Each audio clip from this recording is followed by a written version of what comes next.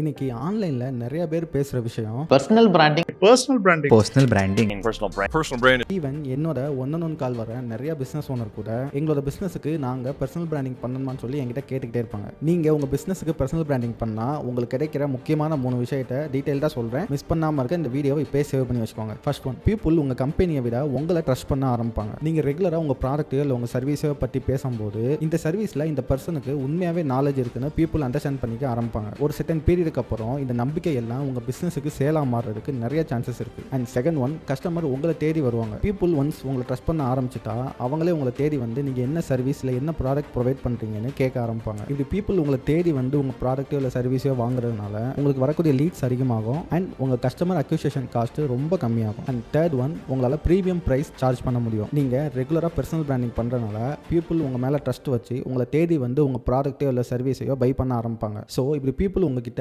தேடி வந்து வாங்குறதுனால நீங்க அவங்க கிட்ட ப்ரீமியம் சார்ஜஸ் சார்ஜ் பண்ண முடியும். இப்போ சொல்லுங்க, உங்க பிசினஸுக்கு பர்சனல் பிராண்டிங் வேணுமா இல்லை வேண்டாமா? உங்க பிசினஸுக்கும் பர்சனல் பிராண்டிங் பண்ணணும்னு ஆசை இருக்கு, பட் எங்கேருந்து ஸ்டார்ட் பண்றேன்னு தெரியாம இருந்தீங்க அப்படின்னா என்னை ஃபாலோ பண்ணிட்டு என் பயோல இருக்க லிங்க் கிளிக் பண்ணி உங்க டீடைல்ஸை ஃபில் பண்ணுங்க.